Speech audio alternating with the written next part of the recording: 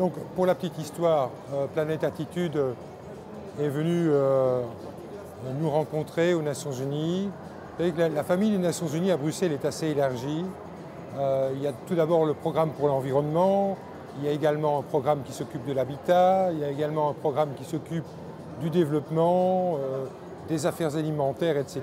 Et également un centre régional d'information qui couvre l'information des Nations Unies pour l'ensemble des pays européens. Et donc Planète Attitude est venue nous trouver en disant « Êtes-vous intéressé par un stand d'information sur ce que font les Nations Unies, notamment en matière d'environnement, de protection de l'environnement et évidemment, plus spécifiquement dans le cadre des changements climatiques ».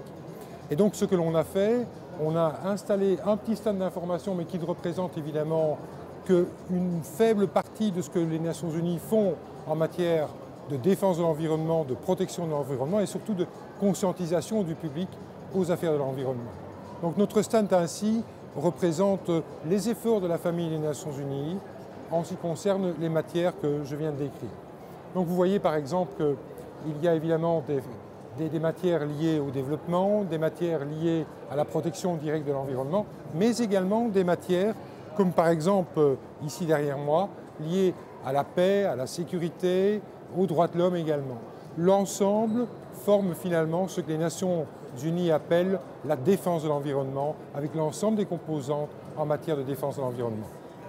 Alors ce qui est important évidemment dans ce type d'événement, c'est de montrer finalement au public que les Nations Unies, ce n'est pas simplement un grand machin, c'est que les Nations Unies viennent au-devant des besoins du public et répondent directement aux questions du public.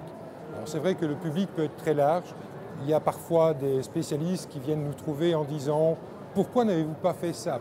Quelle est la politique des Nations Unies dans ?» Il y a des choses à améliorer. Et puis évidemment, il y a tout un public de jeunes. Alors là, les jeunes, c'est important. Pourquoi c'est important ?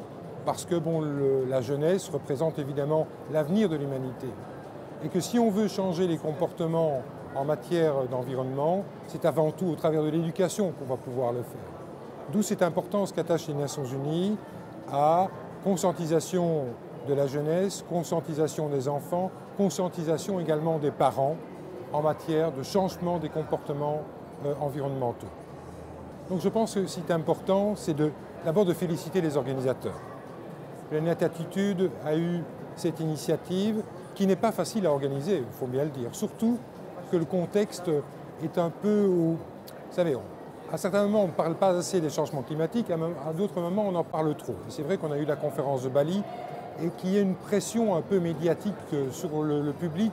Et donc Planète Attitude a pris quand même ce risque de créer cet événement, de créer finalement cette rencontre en matière de défense de l'environnement et des changements climatiques à un moment donné où ce n'est peut-être pas la période la plus facile. Je crois que c'est important. C'est important de soutenir de telles initiatives et j'espère que l'année prochaine, nous aurons encore l'occasion de nous retrouver ici ou dans un autre endroit pour un autre événement organisé par Planète Attitude. On s'y prendra peut-être encore un peu plus à l'avance.